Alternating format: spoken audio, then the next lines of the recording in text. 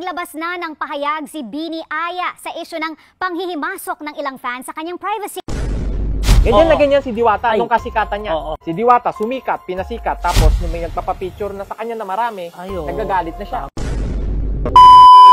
Boys, nakita ko yung post nyo mo? Idol nyo pala yung Bini? Yung? Yung Bini, idol nyo pala yun?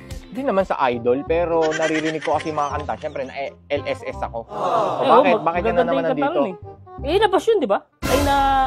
Nabash? May issue. Nabash? May issue. Hindi pwedeng mabash yun. Sikat na sikat yun. Oo nga, sumisikat na sila. Sikat yun. Ano sumisikat? Sikat na. Hindi, pasikat pa lang. Sikat. Kulit mo alam mo kung sisira mo lang yung Bini, huwag ka na dito. Alam may mo, issue yun eh. Doon sila sumikat sa issue nila. Paano issue? May issue yun. Paano nga ang issue? Anong issue ba? Diba, ayaw nila magpa-picture. Parang mga arte ata parang ayaw nila Alam mo, sinisira mo yung image ng Bini. Hindi sila gano'n. Nakikita ko sa post, talaga nagpapapicture yung mga yan. Nakita ko yung post ni Bini Aya. Paano, sige, anong nangyari? Sabi niyang gano'n, ayaw nilang panghimasukan ng iba yung privacy nila. Ay, syempre. Private life ko to eh. Bakit ka papasok? Hindi, syempre idol ko ito eh. Papapicture ako, syempre. Hindi, nasa private ako eh. Private na lugar ako eh. Bakit papasok ka? Nasa private area ko. Kumbaga, nasa bahay ako. Papasok ka ng bahay tapos papapicture ka. Hindi gano'n. Nasa public sila. Public sila eh. Syempre, makakasalubong sila ng mga tao. O pag nakasalubong sila, papicture pwede, mga gano'n eh. Ibig mo sabihin, nasa public place sila, tapos may gusto magpa-picture. Hindi, ayaw nila magpa-picture. Ayaw nila magpa-picture. Ayaw nila. Sino yung ayaw magpa-picture? Bini Aya. Ay, putya. Oo. Nai-stress pa nga doon siya, may nagpapapicture sa kanya. Kung totoo yung sinasabi mo, negative yun. Negative talaga? Negative yun.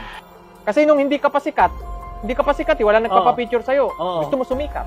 Ayun nga. Ngayong sumikat ka na. Sumikat na yung grupo nila. Sumikat na Tapos may magpapapicture, magagalit. Kung gusto mo respetuhin yung private life mo, dapat nandun ka sa private place.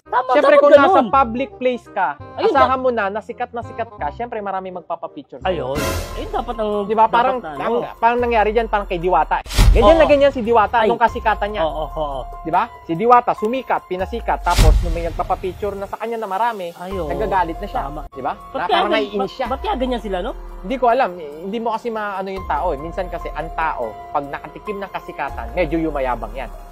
Yun na. Baka itong nangyayari sa Bini. Oo, tama. Yumayabang na. Inisip nila, sobrang sikat na namin. Oo. Pucha, hindi pwedeng ganyan. Dapat may bayad lahat. Parang no? Si Diwata. Hanapin mo si Diwata ngayon. Nasaan na si Diwata? Wala na. Hindi na siya hindi na siya naririnig ngayon. Oo. Hindi na siya sikat. So, etong mapapayo ko sa Bini.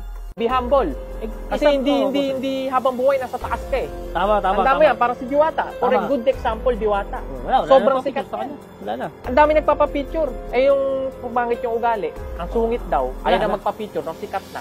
Ngayon, wala na. Wala na talaga. Wala na si Diwata ngayon.